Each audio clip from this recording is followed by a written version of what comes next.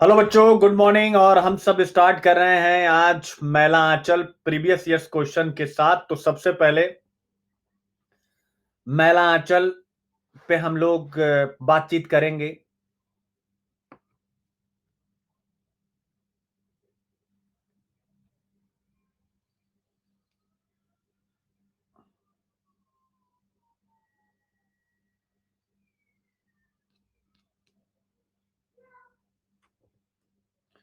व्याख्या थोड़ी देर के बाद, या मैंने सोचा है व्याख्या लास्ट में करा दूंगा।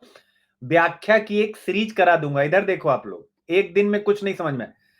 ये उपन्यास की सीरीज है, ठीक है, सही रहेगा।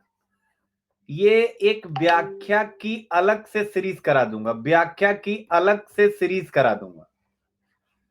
ऐसे नाटक की अलग से सीरीज करा दूंगा, ऐसे निबंध की अलग से करा दूंगा, व्याख्या की एक अलग से सीरीज। तो ज्यादा अच्छा रहेगा। अभी एक व्याख्यान निपटा दूंगा, आप लोगों को भी कोई फायदा नहीं होगा और मुझे भी कोई बहुत ज्यादा मजा नहीं आएगा। और जब तक मुझे मजा ना आए तब तक मैं काम करता नहीं।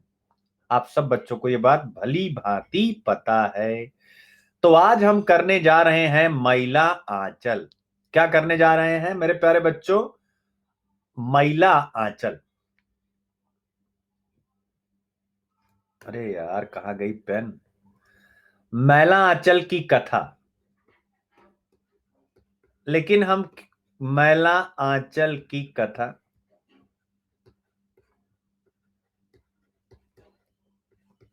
प्रीवियस ईयर क्वेश्चन के साथ। तो सबसे पहले कुछ क्वेश्चन लिखते हैं, फिर आते हैं मैला आंचल की कथा पे। तो 2020 का एक प्रश्न लिखते हैं सबसे पहले। 2020 का, 2020। हाँ हाँ अवनीश, रखेंगे बेटा, रखेंगे रखेंगे, सब रखेंगे। तो अभी देखो स्टार्ट हुआ, आप आंसर राइटिंग के लिए भी रखेंगे। हिंदी साहित्य में रेगुलर लूंगा, ये मान के चलिएगा आप। हिंदी साहित्य अब रेगुलर स्पेशल क्लास में आपके लिए कुछ न कुछ चलता ही रहेगा, ये फाइनल है। पहला क्वेश्चन है, मैला आंचल 2020 में आया है, यानी पिछले साल आया है। मैला आंचल के आधार पर, मैला आंचल के आधार पर उपन्यासकार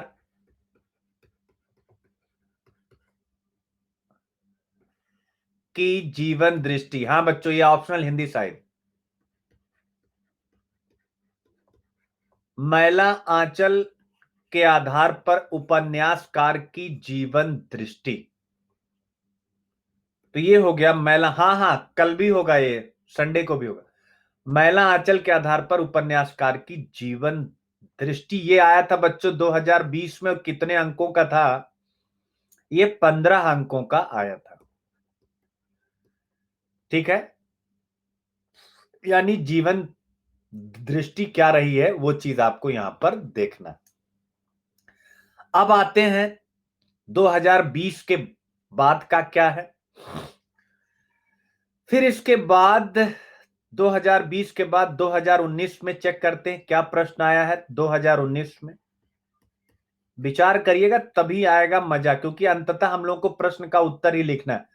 2019 में मैला आंचल की राजनीतिक चेतना, मैला आंचल की राजनीतिक चेतना पर प्रश्न आया है।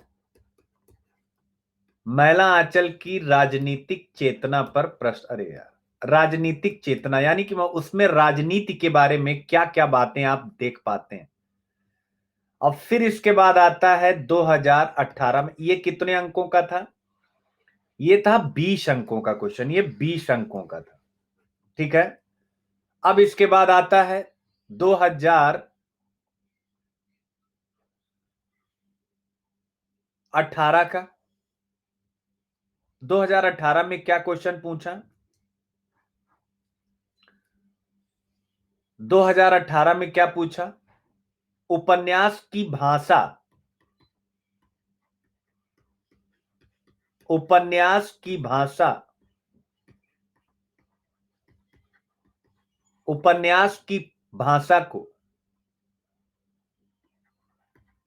को कथ्य का अनुसरण कथ्य का अनुसरण करना क्या श्रेयस्कर माना जाएगा? क्या श्रेयस्कर माना जाएगा? क्या श्रेयस्कर माना जाएगा? मैला आंचल के संदर्भ में, मैला आंचल के संदर्भ में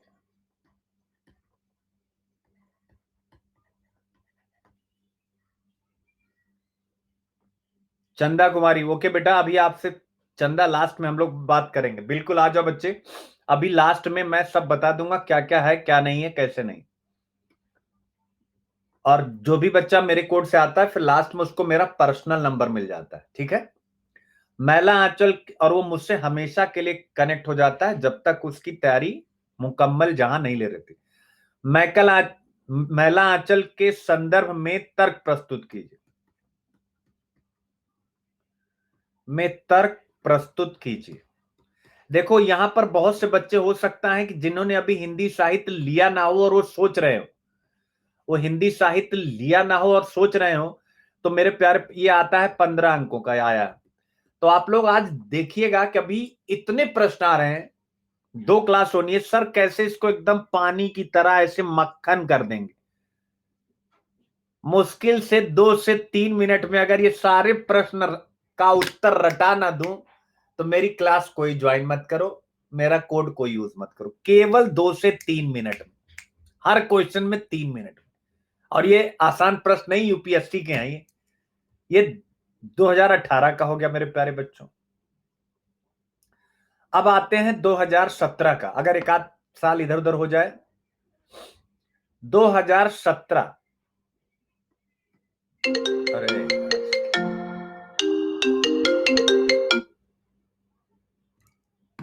अब आते हैं 2017, 2017, 2017 इसमें आया है बच्चों आंचलिक उपन्यास के रूप में, आंचलिक उपन्यास के रूप में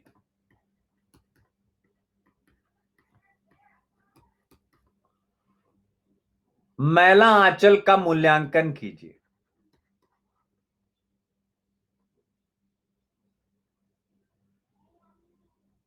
हाँ हाँ हाँ आशिफ बेटा, बिल्कुल, के रूप में मैला आंचल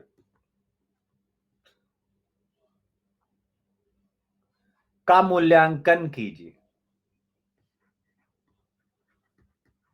आंचलिक उपन्यास के रूप में मैला आंचल का मूल्यांकन कीजिए। आंचलिक उपन्यास के रूप में मैला आंचल का मूल्यांकन कीजिए। क्लियर है? आंचलिक उपन्यास के रूप में मैला आंचल का मूल्यांकन कीजिए, ये आया था 15 अंकों का, ठीक है। इसके बाद आते हैं, इसके बाद आते हैं अगला क्वेश्चन। अरे यार,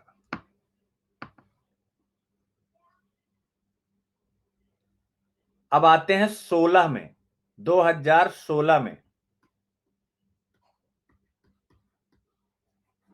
2016 में मैला आंचल में, देखिए हर साल आ रहा है, मैला आंचल में निहित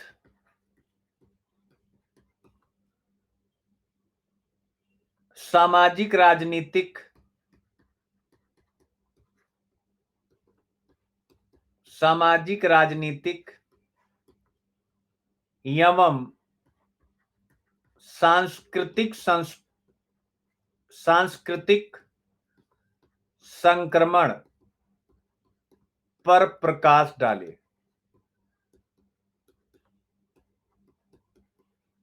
पर प्रकाश डाली 2016, ये आया था 20 अंकों का। अब आते हैं 2015। 2000, अरे हटो यार,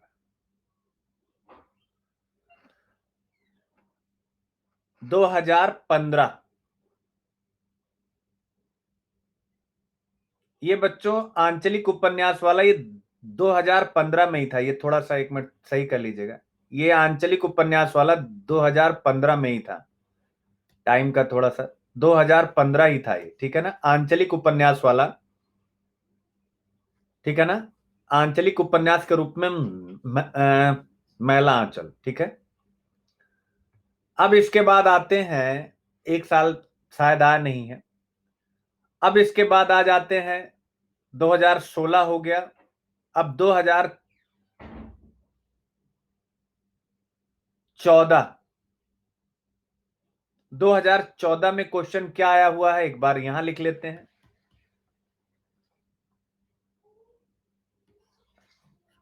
आसिफ, हिंदी साहित्य में बच्चा पूछ रहा है कि सर कौन कौन से चैप्टर पर ज्यादा फोकस करें। बेटा हिंदी साहित्य में अब कोई ऑप्शन नहीं, हमारे टाइम पे था कि हम फोकस कर सकते थे। आपके टाइम पर एक खंड से 3 प्रश्न आते हैं, अब कोई ऑप्शन नहीं, आपको पूरा सिलेबस A to Z 100% पढ़ना पड़ेगा। 2014 में क्या आया था भाई, 2014 में आया था, इसमें फूल भी हैं, इसमें फूल भी हैं, सूल भी हैं, सूल माने कांटे, इसमें फूल भी हैं, सूल भी हैं, धूल भी है। अरे यार क्या, धूल भी है, इसमें फूल भी है, सूल भी है, धूल भी है, धूल भी है, गुलाब भी है, गुलाब भी है, कीचड़ भी, कीचड़ भी, कीचड़ भी, चंदन भी, चंदन चंदन भी, सुंदरता भी, सुंदरता भी, कुरूपता भी, कुरूपता, कुरूपता भी, मैं किसी से, मैं किसी से दामन बचाकर नहीं निकल पाया, मैं किसी से दामन बचाकर नहीं निकल पाया।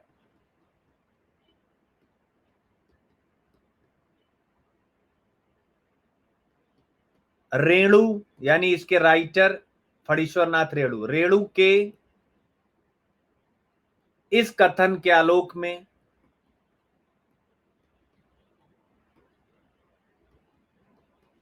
के आलोक में मैला आंचल का, मैला आंचल का मूल्यांकन कीजिए, मैला आंचल का मूल्यांकन कीजिए। तो आप यहां से देख सकते हैं ये आया है 2014 में। क्लियर है बच्चों, ये आया है 2014 में। अब आते हैं एक और प्रश्न, लास्ट है 2013 में। 2013 में देखिए आज का टॉपिक ये,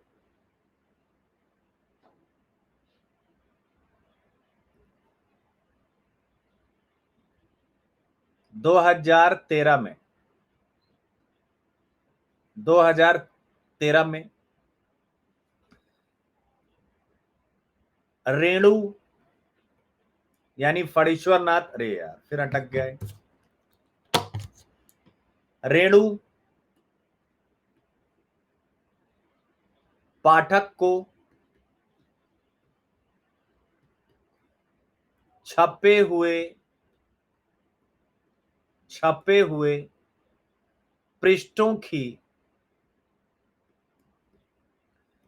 छपे हुए पृष्ठों की सुरक्षित दुनिया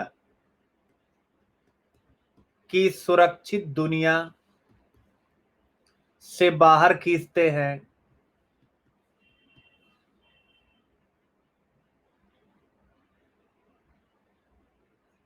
रेणु पाठक को छपे हुए पृष्ठों की सुरक्षित दुनिया से बाहर खींचते हैं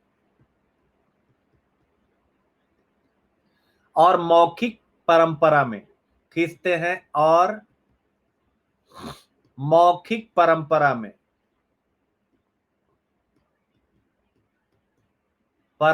में प्रवेश कराते हैं और मौखिक परंपरा में प्रवेश कराते हैं।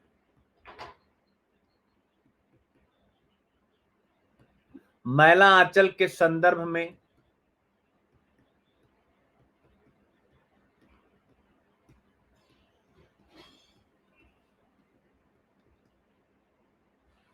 इस वक्तव्य का विवेचन कीजिए।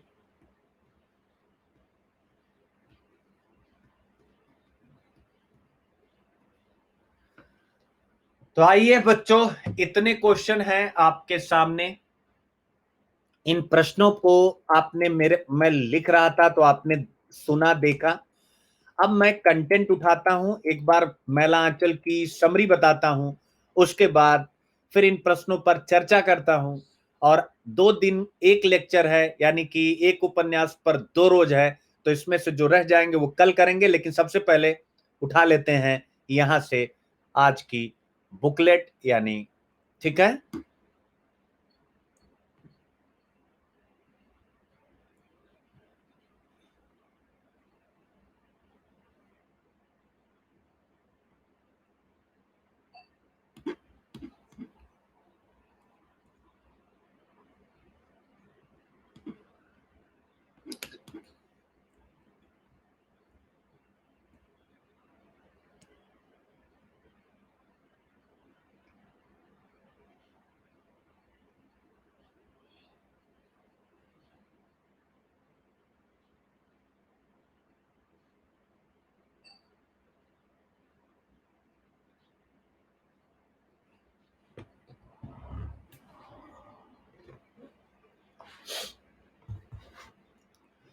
तो मेरे प्यारे बच्चों, मैला आंचल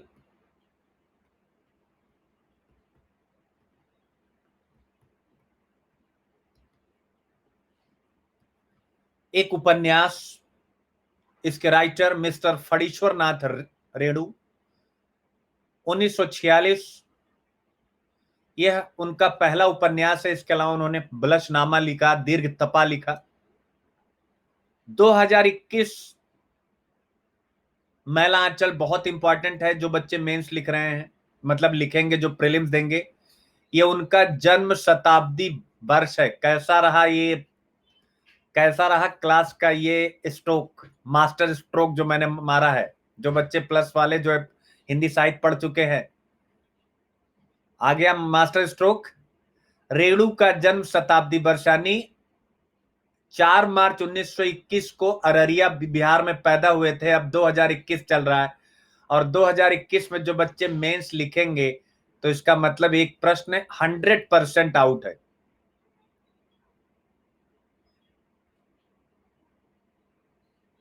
तो अब आप देख सकते हैं। क्लियर हो गया बेटा?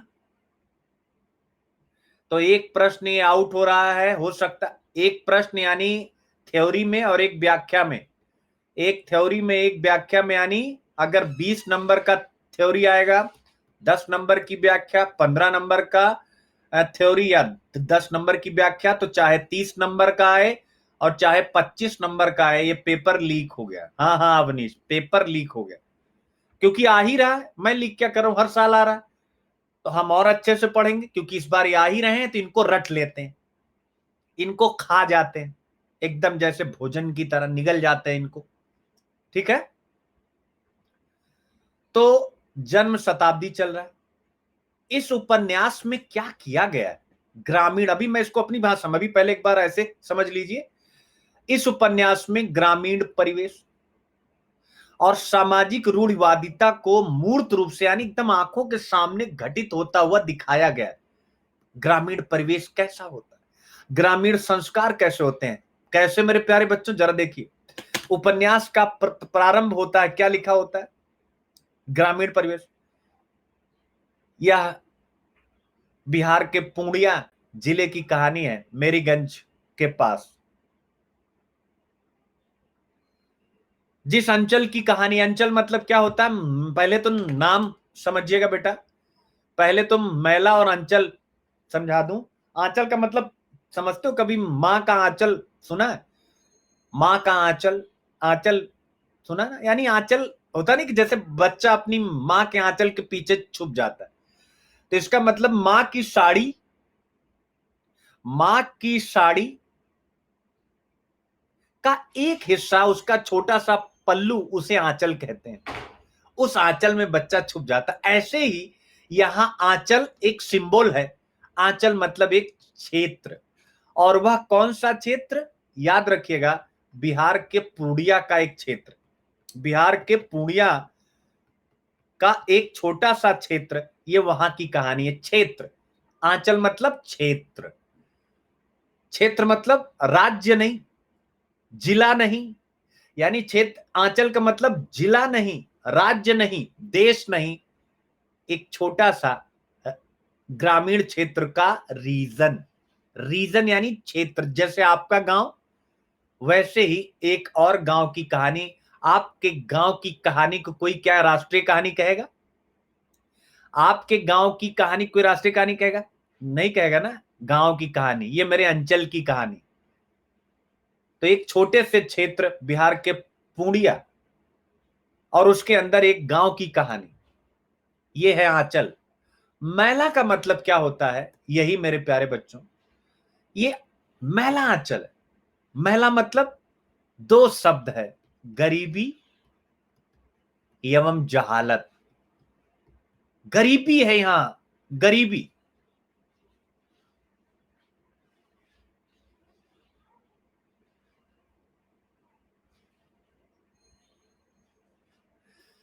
अवनीश एक क्वेश्चन यहां पूछ रहे हैं, ये क्वेश्चन जो कि मैंने पढ़ लिया, यहां से रेलिवेंट है, इसलिए मैं इसका आंसर यहीं दे देता हूं। अवनीश कह रहे हैं कि सर, अंचल उपन्यास और राष्ट्रीय उपन्यास में कौन सा विशेष होता है, और कौन सा समाज को ज्यादा बेहतर ढंग से प्रेजेंट करता है?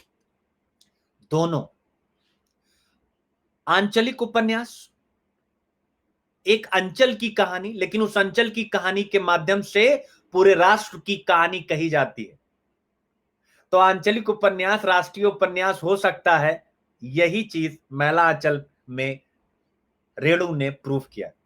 तो कोई भी उपन्यास राष्ट्रीय नहीं होता है, उसका विषय राष्ट्रीय नहीं होता, उसका विषय क्या होता है, कोई एक विशेष विषय होता है, उसका कलेवर जब बड़ा होता है तो राष्ट्रीयता उसमें आप आ जाती है। कलेवर जिसका बड़ा होता है, वो चाहे आंचल का हो, चाहे प्रेमचंद का गोदान हो, जिसका कलेवर बड़ा होता है, एक शब्द पकड़ लीजिएगा कि कोई भी उपन्यास, राष्ट्रीय उपन्यास और आंचलिक उपन्यास, समझ रहे ना, आंचलिक उपन्यास भी राष्ट्रीय हो सकता है, बस इतना याद रखिए आप। तो मैला मतलब बेटा गरीबी और जहालत, यानी ये एक ऐसे क्षेत्र की कहानी है जहां गरीबी है। और जहालत का मतलब क्या होता है बेटा? अशिक्षा। जहालत का मतलब अशिक्षा, जहालत का मतलब घोर अंधविश्वास। ये वाला जहालत है, घोर अंधविश्वास है। तो इसका मतलब है यह आंचल या क्षेत्र मैला हो चुका है गरीबी और जहालत से। घोर अंधविश्वास है, गरीबी है, रोग है, व्यभिचार है, और इन सब का कारण क्या है? गरीबी और जहालत। तो ये है मैला आंचल। इसीलिए इस प्रश्न में उन्होंने कहा है, ये जो बच्चों 2014 का प्रश्न आया है, ये मैला आंचल उपन्यास की भूमिका है। ये भूमिका है, यानी जब आप उपन्यास खरीद के पढ़ेंगे तो यह रेणु का स्टेटमेंट है, ये रेणु का स्टेटमेंट है। इसमें फूल भी हैं, यानी कि इस मैला आंचल में, इसमें का मतलब क्या होता है, इस मैला आंचल में इस मैला आंचल में मेरे प्यारे बच्चों, गरीबी और जहालत वाले में, अंधविश्वास वाले में, इस क्षेत्र में, इस उपन्यास में, इस क्षेत्र में फूल भी हैं, यानी कुछ अच्छी बातें भी हैं, कुछ संभावनाएं हैं, जैसे कालीचरण, उसकी राजनीतिक चेतना, बावन दास, गांधीवादी मूल्य, डॉक्टर प्रशांत, जिसे लंदन से रिसर्च करने का ऑफर मिलता है, लेकिन डॉक्टर प्रशांत अपने उस रिसर्च को छोड़ करके इस अंचल में आकर के रिसर्च करता है कि मलेरिया बीमारी क्यों इस क्षेत्र में फैल रही, और एक डॉक्टर अंत में पकड़ पाता है कि यार मलेरिया का कारण मलेरिया नहीं है, मलेरिया का कारण गरीबी और जहालत है, इन्हें कुछ पता ही नहीं। इसमें फूल भी हैं। फिर डॉक्टर प्रशांत वहीं रह जाता है, मैं इस अंचल में लहलहाते खेती करना चाहता हूं। इसमें फूल भी है, सूल भी है, कांटे भी हैं। सूल भी है, कांटे, कांटे का मतलब क्या? देखो, अब एक कोई है टुडेज यूपीएससी, इन्होंने अपने मतलब की चीज पकड़ ली, कमली। इन्होंने इन्होंने, अब आपकी उम्र है, मैं कोई बुरा नहीं कर रहा हूं, इन्होंने पकड़ लिया कमली, यानी कि सर आपने जो है प्रशांत के बारे में बताया, सर कमली के बारे में नहीं बता रहे। तो भैया सुन लीजिए, कमली, जो बच्चे मैलांचल नहीं पढ़े, कमली एक ग्रामीण परिवेश की पात्र है, तहसीलदार साहब की बेटी है,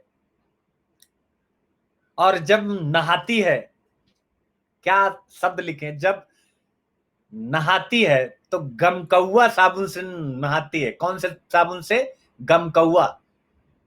और जब नहाती है तो पूरा गांव गम गम गम गमकने लगता है, महकने लगता है। ठीक है, तो कमली और प्रशांत का प्रेम है, और बड़ा ही सरल और बड़ा ही सहज, बड़ा ही सुंदर, बड़ा ही पवित्र, बड़ा ही निश्चल, स्वार्थों से विहीन, समर्पण, सेवा, त्याग से भरपूर प्रेम है, जिसमें जब पहली बार प्रशांत कमली को देखने जाते हैं, उसकी बीमार रहती है, तो जब आंख छूते हैं तो ऐसा लगता है कि ये आंख नहीं है, ये गुलाब की पंखुड़ियां हैं। बेटा छेड़ो मत हमको, छेड़ो मत, हम साहित्य के बेटा, जब हमारी क्लास लोगे ना तो एकदम मस्त मगन हो जाओगे। मैं रसिक टाइप का अध्यापक हूं। रसिक मतलब समझते हो? रस में डूबा हुआ साहित्य ऐसा पढ़ाता हूं कि दिमाग के हिल जाए। ठीक है, जब आप मुझसे बिहारी पढ़ेंगे, जब आप मुझसे सूर पढ़ेंगे, तब आपको पता लगेगा कि सर का प्रेम पर कितना कमांड है। मजा आएगा। ठीक है, आप ठीक है, लेकिन अपनी मर्यादा मुझे हमेशा पता रहती है कि मुझे, लेकिन हाँ, क्योंकि साहित्य ऐसा है ही, अब उसमें हम बच नहीं सकते। ठीक है, तो इसमें फूल भी हैं, सूल भी है, कांटे भी हैं, तकलीफ है, बटा हुआ गांव, मठ है, मठ का व्यभिचार है, सूल भी है, धूल भी है। धूल का मतलब समझते हैं? जब कोई चीज दिखाई ना दे।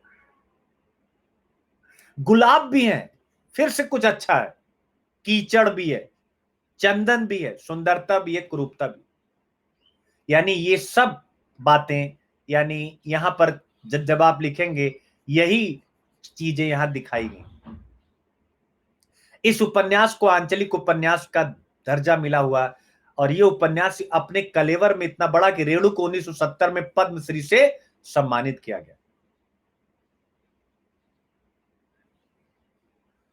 प्रेमचंद के बाद रेणु का स्थान आता है। मैला आंचल, प्रति परी कथा अभी मैंने बताया, एक और मैंने बताया था दीर्घ तपा, लेकिन यहां पर यही है। प्रेमचंद के बाद रेणु ने गांव को नए सौंदर्य बोध और रागात्मकता, राग का मतलब होता है बिल्कुल वही, फूल भी है, सूल भी है, धूल भी है, चंदन भी है, कीचड़ भी है, सुंदरता भी है, कुरूपता भी है, राग के साथ गांव को चित्रित किया। यहां कोई नायक नहीं, जैसे प्रेमचंद में होरी था नायक, यहां कोई नायक नहीं है, यहां पूरा अंचल ही नायक है। लोगों की इच्छा आकांक्षा, रीति रिवाज, पर्व त्योहार, सोच विचार को पूरी प्रामाणिकता के साथ प्रस्तुत किया गया। ठीक है। कथानक क्या है? एक युवा डॉक्टर पर आधारित है। कल इन सब प्रश्नों का आंसर करा दूंगा कल की क्लास में। एक युवा डॉक्टर पर आधारित है, इसीलिए मैंने क्वेश्चन लिख दिया जिससे कल आपको मजा आए। लेकिन बगैर कथा बताए अगर आपको सीधा टॉपिक पर लेके आऊंगा तो मजा नहीं आएगा। कथानक एक युवा डॉक्टर पर आधारित है जो अपनी शिक्षा पूरी करने के बाद पिछड़े गांव मेरीगंज को अपने कार्यक्षेत्र के रूप में चुनता है। एक युवा डॉक्टर, और ये डॉक्टर प्रशांत है, और ये प्रशांत इस उपन्यास के लेखक रेणु जी स्वयं है।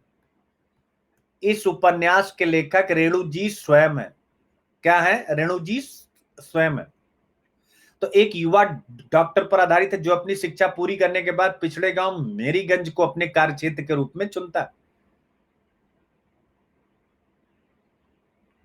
ग्रामीण जीवन का जो पिछड़ापन होता है, जो दुख होता है, जो वहां अभाव, जैसा आज भी है, आज भी तो है ना,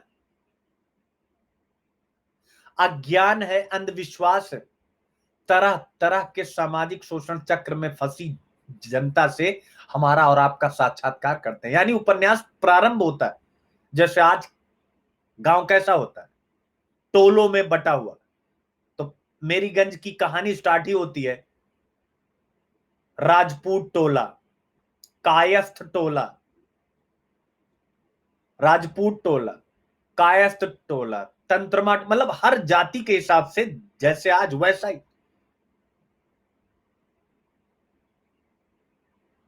और जब कथा का अंत होता है तो इस आशा में संकेत के साथ होता है कि युगों से सोई हुई ग्राम चेतना तेजी से जाग रही है।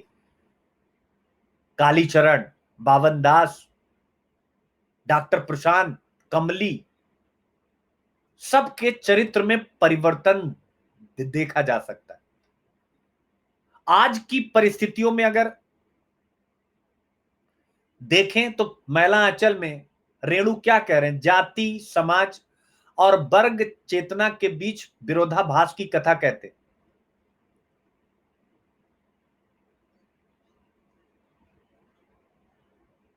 हाँ बेटा डोरेमोन, आज इस इलाके को देखने पर जाति समीकरण हमें जो आज है वही उस समय भी दिखाई देता है। जमींदारी प्रथा है,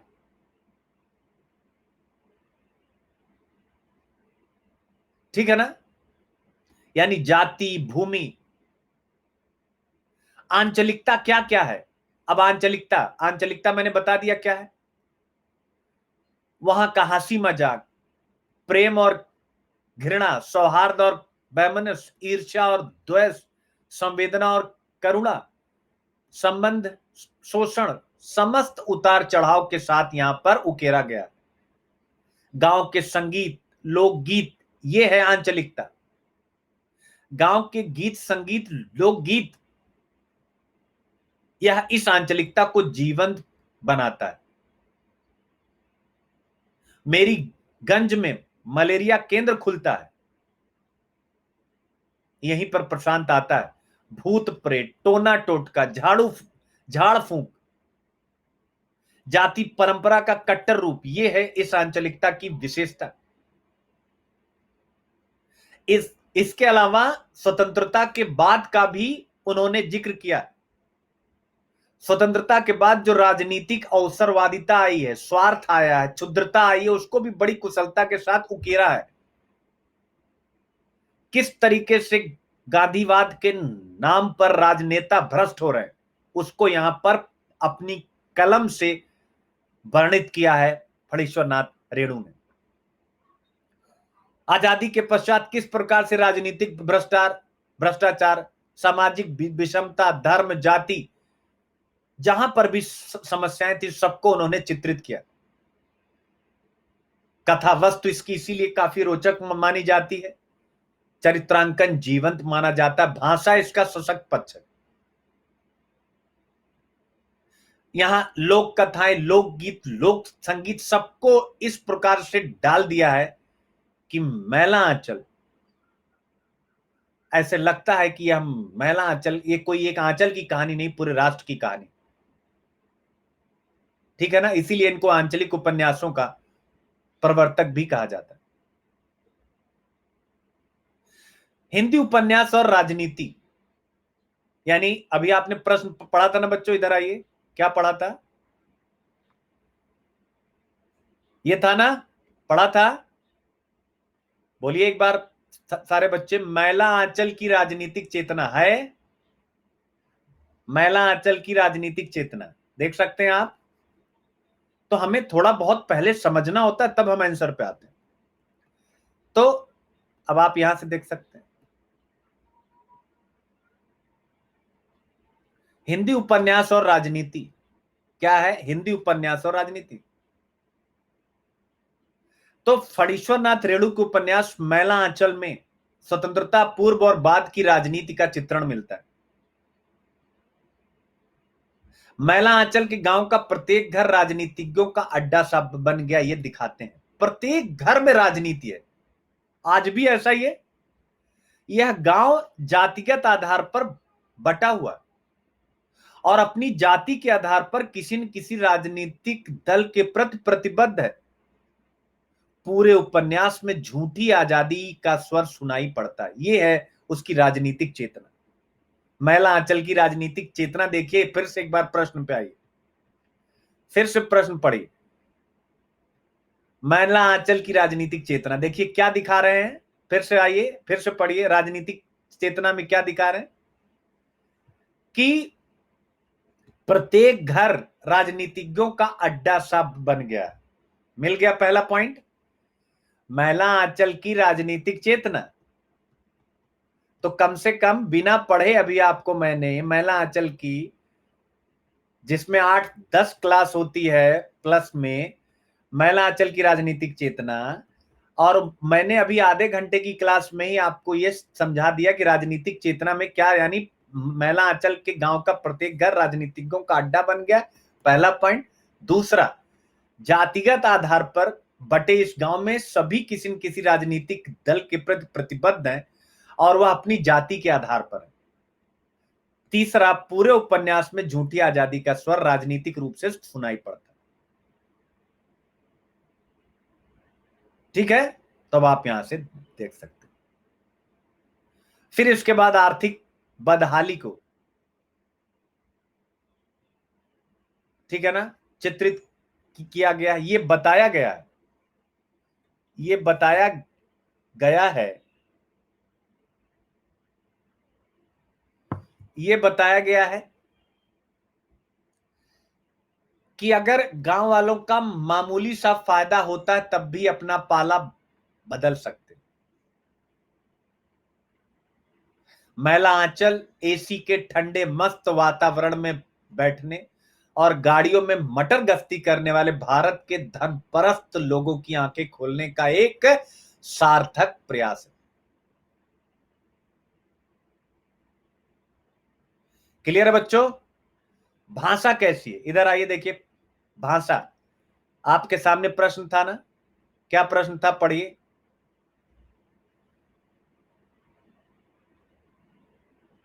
आइए पढ़िए भैया। 2018 उपन्यास की भाषा, उपन्यास की भाषा आया प्रश्न, को कथ्य का अनुसरण करना क्या श्रेयस्कर, यानी कि भाषा ऐसी होनी चाहिए जैसे कथा होती है, यानी कि कथा और भाषा में गहरा संबंध। इसका मतलब क्या होता है बच्चों? भाषा और कथा में गहरा संबंध क्या होता है वो एक बार मैं बताऊं आप लोगों को। भाषा और कथा में गहरा संबंध क्या होता है, जरा समझिए। जैसे मान लीजिए मैं डॉक्टर हूं, प्लीज नोट करें। जैसे मान लीजिए, अब मैं भाषा और कथा का रिलेशन बता रहा हूं। मैं डॉक्टर प्रशांत हूं, तो मेरी भाषा कैसी होगी? मेरी भाषा यानी कथा में जहां भी मेरा रोल होगा, मेरी भाषा पढ़े लिखे साक्षर व्यक्ति की भाषा होगी। तो जहां भी कहानी में मैं आऊंगा, मेरी भाषा मेरे साथ रहेगी, वही पढ़ी लिखी। दूसरी तरफ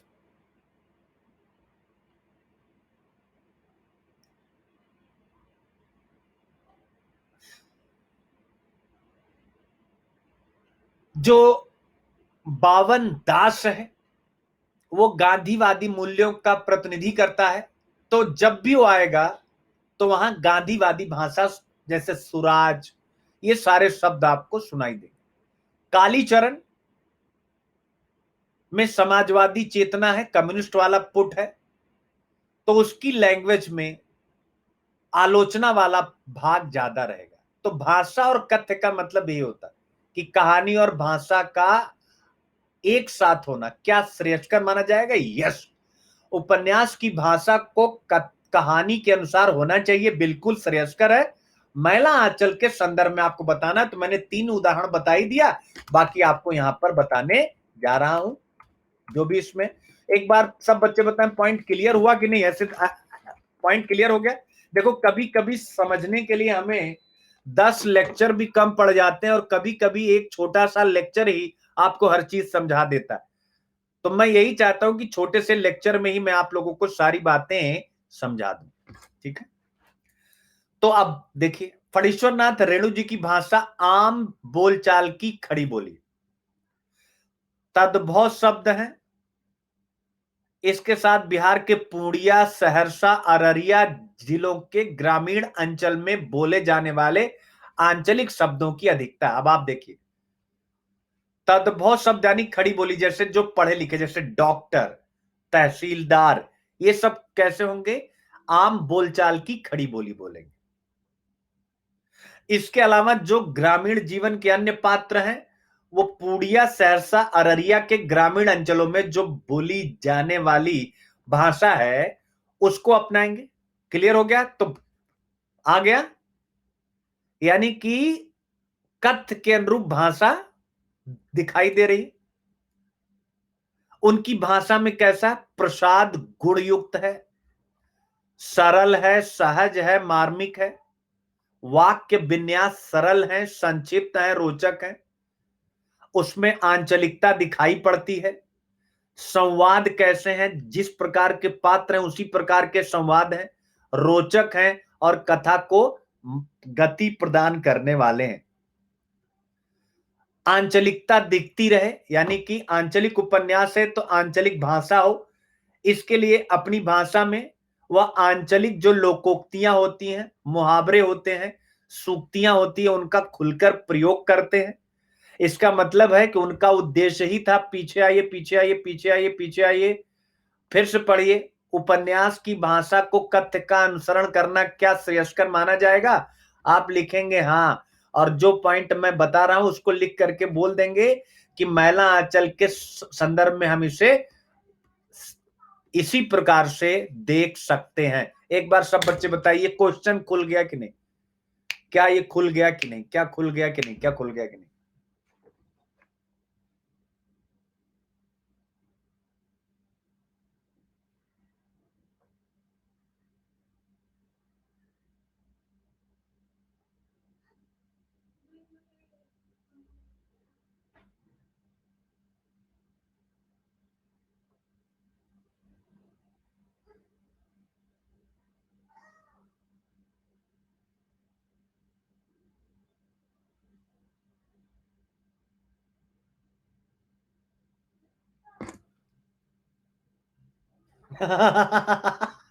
हिमांशु कह रहा है जादू है आपके पास। नहीं बेटे, ठीक है, जादू आपके पास भी है बच्चों, क्योंकि आप लोग क्या कर रहे हैं ना, जैसे मेरी पढ़ाई को समझने की कोशिश करें। क्योंकि मैं बोझिल पढ़ाई नहीं कराता हूं। बोझिल का मतलब होता है कि पढ़ाते जाओ, बच्चे को गोल गोल घूमता रहे वो, और उसको ये महसूस हो कि यार यूपीएससी बहुत टफ है। नहीं, मैं हमेशा से कहता हूं कि यूपीएससी बहुत इजी है, इसीलिए बच्चा मुझे सीरियस लेता नहीं। कब तक नहीं लेता? जब तक उसकी उम्र 26-27 साल ना हो जाए। 27 साल के बाद उसको एक ही बात याद आती है, सुनील सर। मैं मुखर्जी नगर में भी यही देखता हूं, 26-27 तक मेरी पूछ नहीं, क्योंकि दो प्रकार की वर्कशॉप होती है, एक मेरी होती है जिसमें मैं पहले ही दिन कह देता हूं बहुत इजी है बच्चों, ये करना ऑप्शनल एथिक्स ऐसे पढ़ लो, प्रीलिम्स पास कर लो, काम हो जाएगा। और दूसरी तरफ वही बच्चा ऐसा तो नहीं कि हमारे यहाँ एडमिशन लेगा, वो कहीं और जाएगा, वहां भी वर्कशॉप लेगा, तुरंत आओ भविष्य के आईएएस। और अब वहां इतिहास ये, भूगोल वाई, पॉलिटी जेड, इकोनॉमिक्स उसमें, एथिक्स में 7 यूनिट में 3 टीचर, 3 यूनिट एक, 2 यूनिट एक, 2 यूनिट एक, केस स्टडी कोई और। बच्चा गया यार, सुनील सर अकेले करा रहे, यहां 4 विद्वान आ रहे। ओहो, झूठ बोलते हैं इसीलिए उनकी क्लास में कम भीड़ थी, यहां तो खचोखच भीड़ भरी हुई है। यही होता है मेरे साथ, लेकिन ये 100% है, मेरे बगैर रिजल्ट नहीं है। तो बच्चा क्या देखता, सुनील सर, अरे यार सुनील सर अगर अच्छे होते तो इनके पास भीड़ होती। अरे बच्चा, सच्चे इंसान के पास भीड़ हो ही नहीं सकती, सच्चे इंसान के पास भीड़ हो ही नहीं सकती, लिखवा लो। भीड़ होगी मोदी जी के पास, भीड़ होगी लालू प्रसाद यादव जी के पास, समझ रहे ना, उनके पास होगी, जो हर जगह फेल होंगे। कोई ऐसे लॉकडाउन लगाता है क्या, एक 3 महीने आपने सब रोक दिया, स्टेप बाय स्टेप करता है।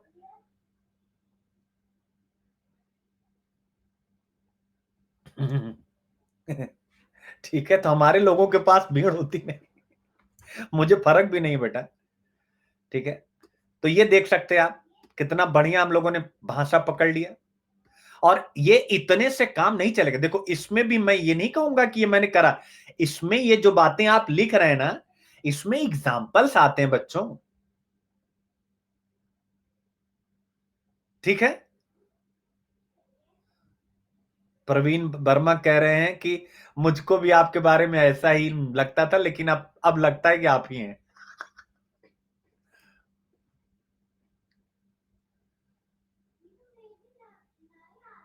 ठीक है, तो आंचलिकता के प्रदर्शन के लिए अपने भाषा में आंचलिक लोकोक्तियों एवं मुहावरों, सूक्तियों का खुलकर प्रयोग किया गया।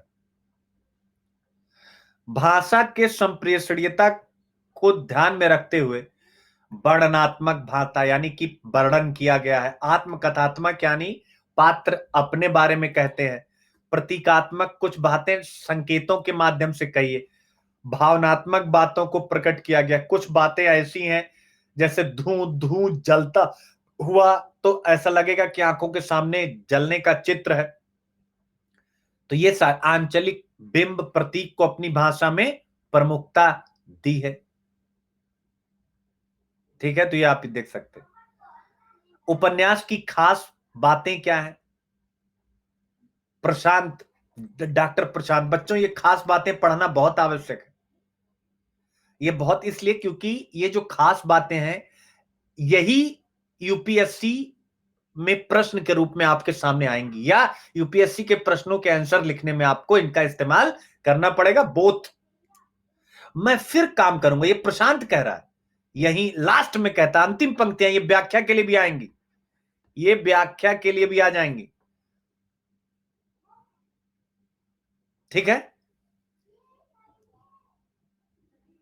मैं फिर काम शुरू करूंगा यहीं इस गांव में, मैं प्यार की खेती करना चाहता हूं, आंसू से भीगी हुई धरती पर प्यार के पौधे लहलाएंगे, मैं साधना करूंगा, ग्राम वासिनी भारत माता के मैले आंचल तले, कम से कम एक ही गांव में कुछ प्राणियों के मुरझाए होठों पर मुस्कुराहट लौटा सकूं, उनके हृदय में आशा और विश्वास को प्रतिष्ठित कर सकूं।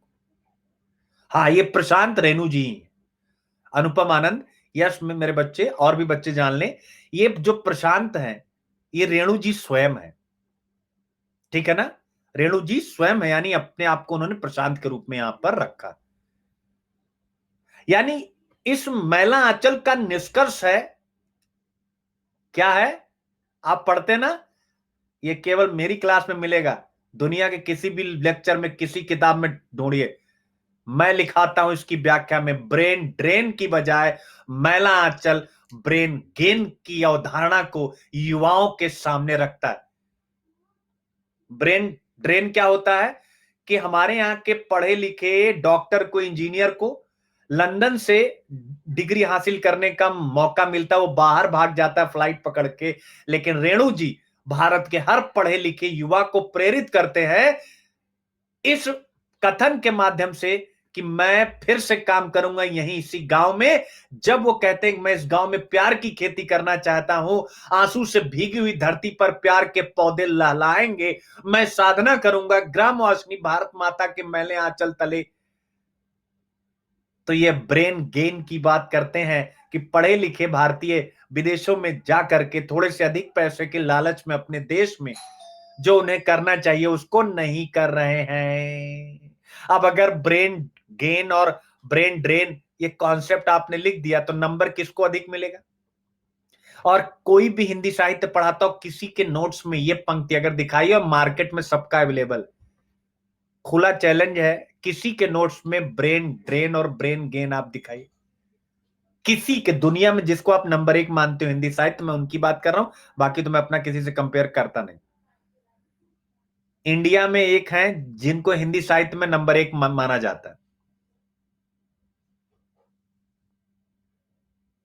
नहीं, मुझे नहीं, एक हैं।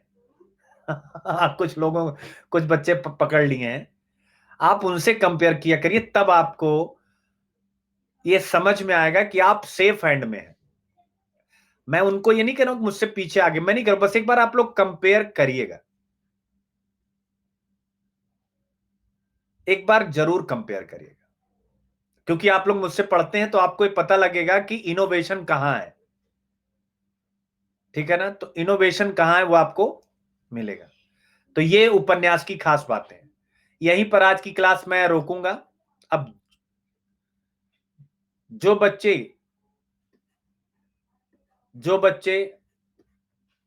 और बड़ा, ठीक है, जो बच्चे एडमिशन वाले हैं वो रुके, बाकी सारे जा सकते हैं, बाकी यहां से स्टार्ट करूंगा। जो बच्चे एडमिशन वाले हैं वो रुके, बाकी सब लोग जा सकते हैं।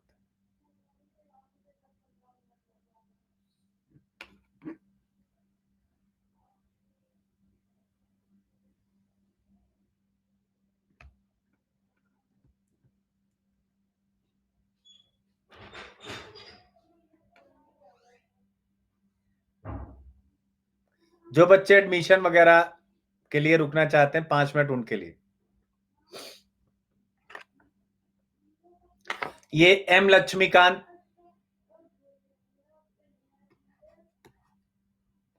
ये मंडे से स्टार्ट हो रही है 2022-23 वाले बच्चों के लिए।